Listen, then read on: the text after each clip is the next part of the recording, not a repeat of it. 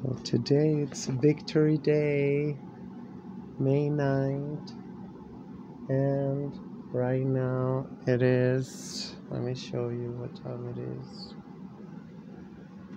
6:30, almost 6:29, May 9th, 2022. Today, 77 years ago, all the Rothschilds and the loan sharks got a whipping.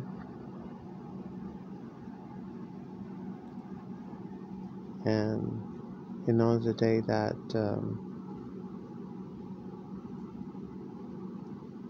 the extremists got a little bit put in their place. There's solid evidence that Hitler died in Argentina.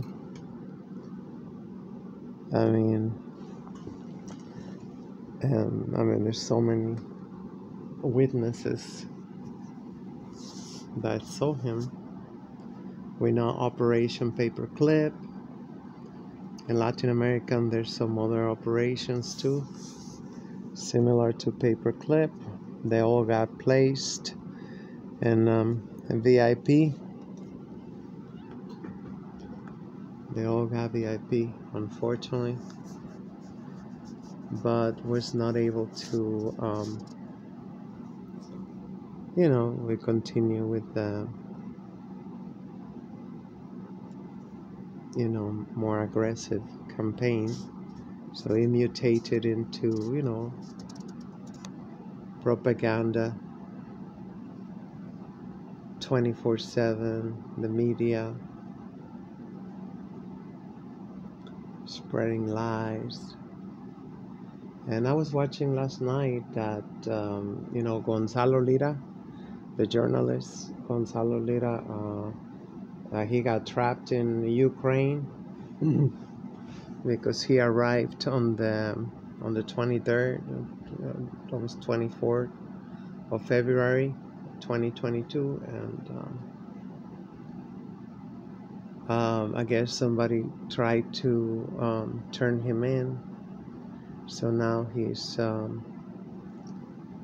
he got released. He was missing for a week. And he got released, but he got to stay there. He got to stay where they tell him to stay because he have a legal case. But he was talking about, how,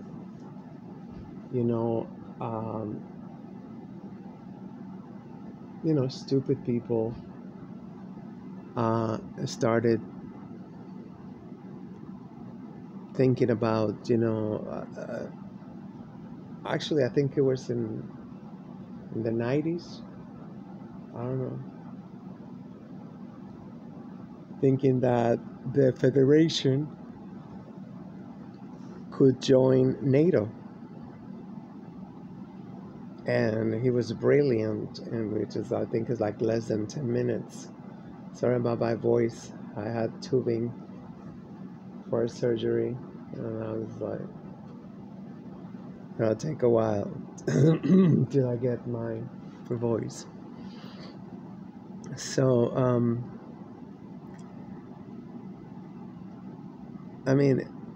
yeah, they need, the need for the NATO, or whatever you want to call it, UK, United States, Germany, whatever, all the aspirationists, that to, they want just total world domination, now in the guise of a global village. We need to have a global village. Now they're Pan-Africanist. Now they're like, oh. But what they twisted idea is that they want to have one centralized government, directed by NATO. And so they need a boogeyman. They always need a boogeyman, a virus, you know, something, something, because that's how they, you know, especially now that less and less people are depending on watching television, live vision. So more and more people are you know, moving away. So need to, you know, hype up the anti-Russian rhetoric, and you know, the boogeyman that, you know, we cannot allow Russian, you know, the Federation. I'm sorry.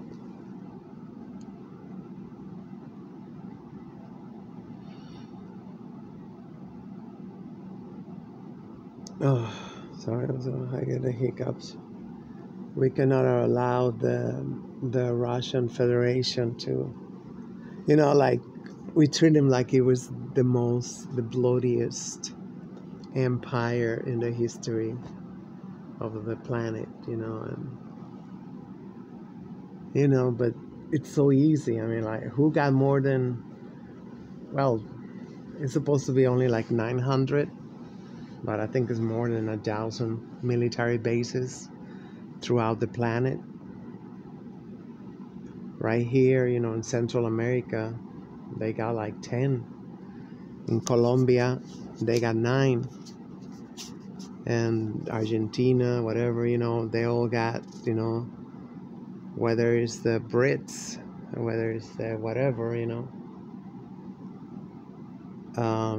Why he didn't say it was, you know, that all this is propped up, this is sustained in the rhetoric of, you know, that they sell to anyone who want to buy it, you know. I used to buy it, you know, for a while, you know. I used to buy it, that, you know, that, you know, you get accustomed having the complexion for the protection. You know, it's easy to get accustomed. I mean, there are special, you know, there's certain, you know, phenotypes that, you know, are embraced. And all these phenotypes with pale skin and thin nose and thin lips and blah blah blah, and tall stature, and you know, there's like, you know, pushing for, you know, like, yeah, I am great, but then we always deny that we are great. The reason that I was able to buy my apartment in Manhattan in 1994 was because I had the complexion, I had the right phenotype, that, you know, this stranger, you know, I had met, asked me to, you say you want to move into my building. They have always apartments available in my building. So just like that, and certain phenotypes, they get like, oh no, you know, that apartment was taken already. You know, sorry. You know, time and time again. And of course, there's another denial, you know, in the predominant society, which is melanated, which is African, you know, has to be in denial. I mean, like, you know, I have had tried to have conversations with African Americans, and, you know, just, you know, diasporing Africans from all over the planet, and, you know, it's just like, you know, it's just really weird. I wish I was able to record them, you know, how they dissociate, and somehow, you know, they're incapable associating ideas, associating, you know, reality. This is the same system that directly or indirectly is perpetrating all kinds of calamities on the people with the what society and whatever deemed to be the wrong phenotype. It's just crazy. It's just crazy. I mean, worshiping a god with blue eyes and yellow hair, yellow limp hair. It's just beyond retarded. But just it's been so many years, and the first thing that whites create is institutions. They got institutions. They created the Vatican, and it was the Vatican that approved, the partition, the segmentation of the planet,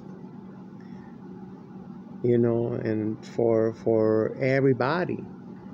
The only ones who didn't get shit was the Russians, the Ruskies, the Ruskies. They didn't get shit. They didn't get much shit. I mean, I was reading the other day, I think that they got like, I even forgot. It's like my mind don't work like that into like dates and places and stuff. But like talking about the Council of Nicaea, the Berlin Conference, the Bandung Conference. I don't think that's how you pronounce it. Sorry about that. That's the only way I can remember, I guess, the name. I think it's Bandung Conference. They have the Bretton Woods. They have all these meetings that end up changing the entire planet, over time, the paradigm. I mean, it's just like stuff that nobody, I mean, like relatively, I mean, not even a fraction of 1% of the population actually learn about shit. And even a smaller percent of the population, they know what that means. When Nixon would say like, oh, we're just going to abandon the gold standard. We're going to abandon for a little while. And like, that was the 70s. Now it's 2022.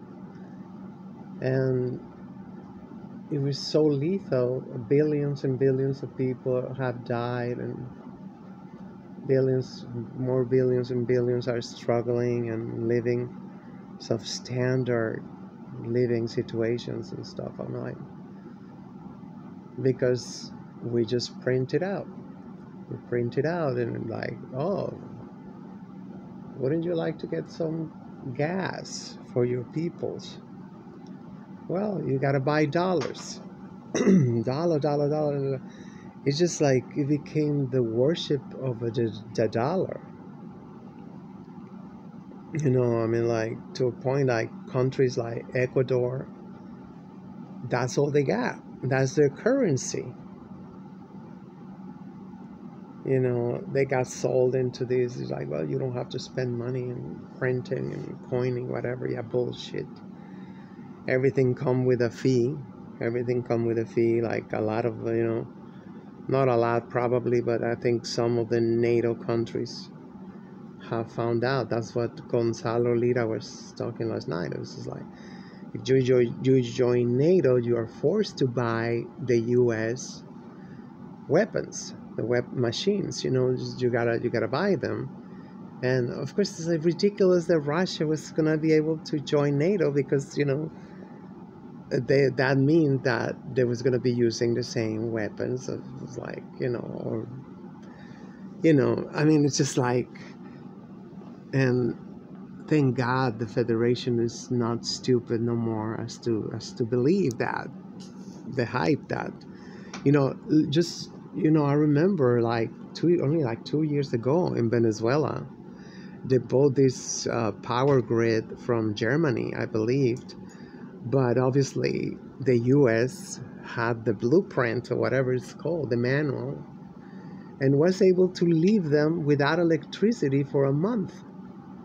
But it was so beautiful because I was watching every day. I was like, wow, I thought it's like, because it's scary because it's a nation that is 24/7 under attack, from the water, from the sky, from whatever, all times of warfare.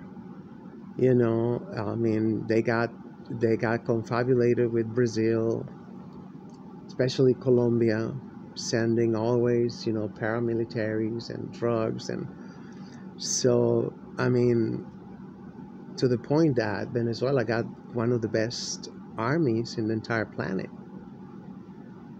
and weaponry,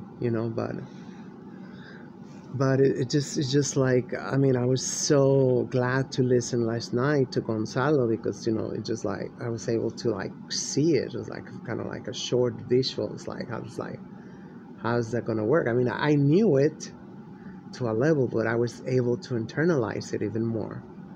It's like onion layers, it's like, okay, yeah, I knew, of course. It's like, come on. It's just like somebody was showing the other day already in 42nd Street. They had billboards saying that today was the day of Russian shame.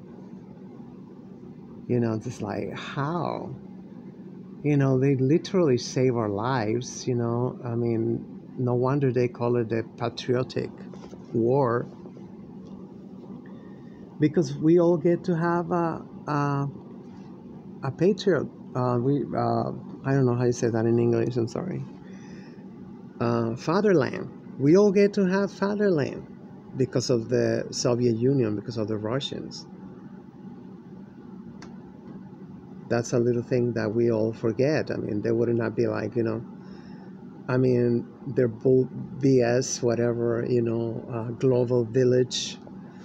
They've been selling for decades, and, which is nothing but, world domination, absolute world domination, and total control, by, I mean, the only ones that really pushing back because they have the power and the weaponry and everything is the Federation.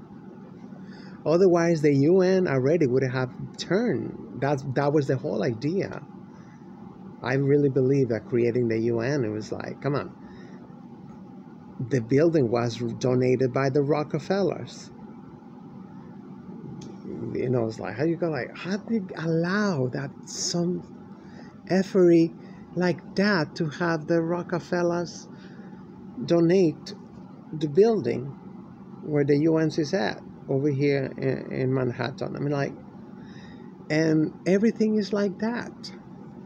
The Rothschilds, they donated all the buildings, supposedly for institutions for world, democracy and whatever, blah, blah, blah, blah, blah, blah. The good thing is that I believe that because that's the way the Federation will find out one time, declassify information, probably in 50, 100 years, that the Federation been working as to keeping the structure of the UN as, as prostituted